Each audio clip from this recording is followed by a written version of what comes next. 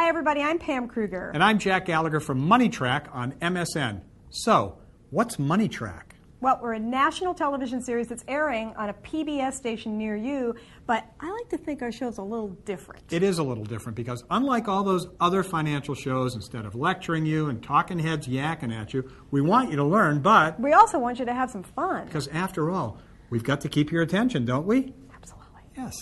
Watch. Okay, guys, come on in. Tracy and Francine are house hunting. They're tired of renting an apartment and have saved up for a down payment. We're just ready for it. We're ready for a house. But should they buy or rent and use their down payment money in other investments? It just feels like it's still throwing money away. And if we're going to move into a home, we really want to start making that equity. How do you really know when it's better to buy a home or rent? That's right. There are emotional attachments to owning your own home. It's mine. It's all mine. And there's family considerations too. It's the American dream, right? But financially, buying versus renting is a balancing act. Most of the time, if the appreciation in the house goes up the cost of living percent, for example, if the cost of living goes up 3% and the appreciation of the home goes up 3%, most analysts will tell you it's probably a good idea to buy a house.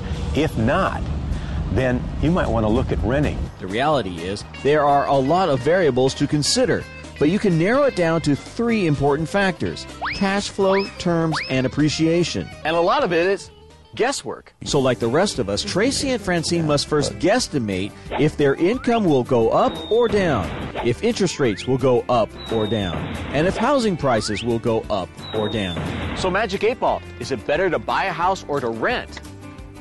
Oh, concentrate and ask again.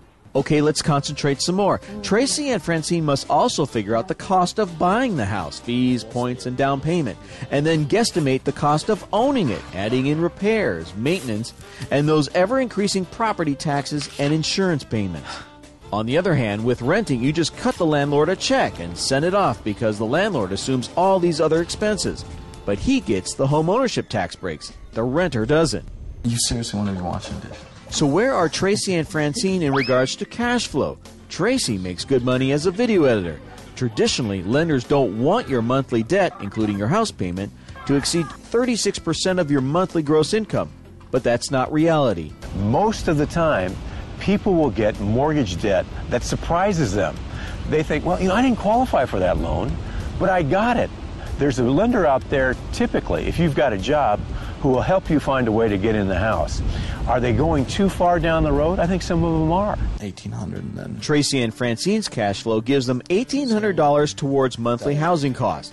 Based on cash flow, buying is a good option for them because renting a comparable house is about the same cost per month.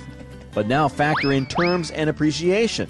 The rule of thumb here, the longer you hold the house, the less appreciation you need to beat renting. And the opposite is true. The shorter you hold the house, the more appreciation you need to beat renting. This is where more guesswork comes in. Check your newspaper's real estate section to see how much homes in your search area are appreciating. This has been on the market for about 5 days. Tracy and Francine are looking to hold their home for only 5 years.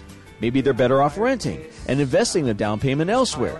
But the area they want to buy has been appreciating in double digits for several years. So their gamble to buy instead of rent could pay off. There's kind of this feeling that the market is really hot and that if we don't actually get the house now, that we're not going to be able to get a house. So it's all a balancing act between cash flow, terms, and appreciation, and predicting what's in your future. So, Magic 8 Ball, is this story over?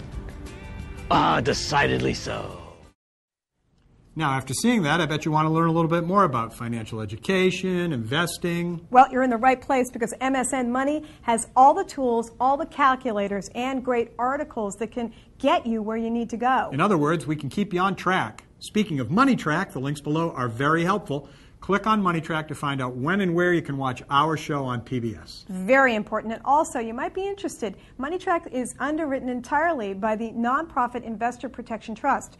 Click on the IPT link to find out what they're doing to promote investor education. And just in case you've been daydreaming a little bit about retirement, we have lots of great lifestyle ideas for all you retiree wannabes.